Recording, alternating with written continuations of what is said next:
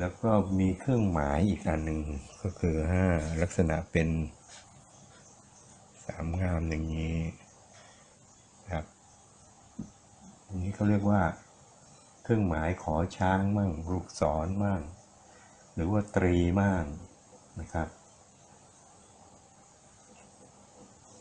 ความหมายในทางที่ดีก็คือเป็นผู้นำเพราะนั้นถ้าว่าคนที่มีได้ตำแหน่งดีๆขั้นอธิบดีขึ้นไปเนี่ยมันก็จะมีเครื่องหมายนี้ขึ้นมานะครับเพราะนั้นอาจจะไม่มีทุกคนเลยก็ได้นะครับอีกอันหนึ่งก็คือเครื่องหมายลักษณะเป็นเหมือนขอช้างลักษณะนี้นะครับอันนี้ขอช้างไม่ใช่ไปขอช้างก็เป็นตัวๆแล้วอันนี้ขอเกี่ยวขาช้างนะครับมีเป็นความหมายในการชี้นำหรือชี้ทางก็ได้นะครับเลขเส้นหนึ่งก็คือลูกศรก็ลักษณะชี้นำเหมือนกันนะครับลักษณะชี้เหมือนกันอันนี้มันก็จะเกิดขึ้นเยอะเครื่องหมายรูปสามเหลี่ยมนะครับเครื่องหมายรูปสามเหลี่ยมอย่างนี้ก็ได้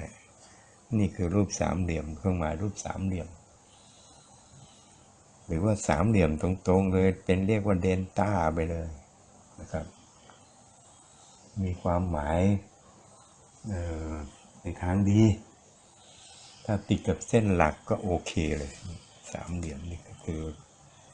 เดลต้าหรือว่าสามเหลี่ยมอย่างนี้นะครับเป็นความหมายในทางดีก็ถือว่าถ้าขึ้นที่เส้นชีวิตเส้นวาสนาหมายถึงการเปลี่ยนแปลงหรือแก้ไขถ้าติดกับเส้นสมองก็คือมีพลิกแปลงดัดแปลงแต่ไม่ได้ทางที่ดีนะครับต่อไปเป็นรูปสี่เหลี่ยมเดี๋ยวขอตรงนี้ดิเป็นรูปสี่เหลี่ยม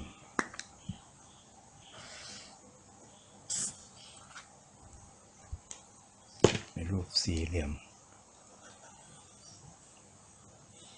ลักษณะสี่เหลี่ยมอย่างนี้เป็นรูปสี่เหลี่ยมเลยหรือว่าเป็นรูปไม่มีหางออกมาก็ได้อันนี้หมายถึงว่าเส้นคุ้มครองสี่เหลี่ยมนี่คุ้มครองเพราะนั้นถ้าว่าคุณจะเกิดปัญหาเกิดอุบัติเหตุอะไรก็จะมีสี่เหลี่ยมมาด้วยมันก็จะเป็นคุ้มครองและป้องกันได้นะครับหรือว่าอาจจะถ้าไม่มีอะไรเลยถ้าเกิดว่าขึ้นที่เส้นไม่ดีเลยก็คือติดคุกขึ้นโรงพักแต่ถ้าหากว่าขึ้นในเส้นความรักก็คือติดคุกความรักไปไหนไม่ได้อยู่กับที่ต่อไปเป็นรูปตะแกรงนะครับเราอาจจะเห็นเป็นรูปตะแกรงเยอะแยะเลยขึ้นอย่างนี้เป็นรูปตะแกรงนี่นะครับเกิดจากเส้นเล็กๆหลายเส้นมาตัดกันคล้ายกับไอ้ข่ายดักปลานั่นแหละอันนี้คือเสื่อมเสียนะครับทำให้เสื่อมเสียได้นะครับเสื่อมเสียไม่มีได้เสื่อมเสียเฉยๆถูกกลขี่ข่มเหงทะนงตัวผิดศีลธรรม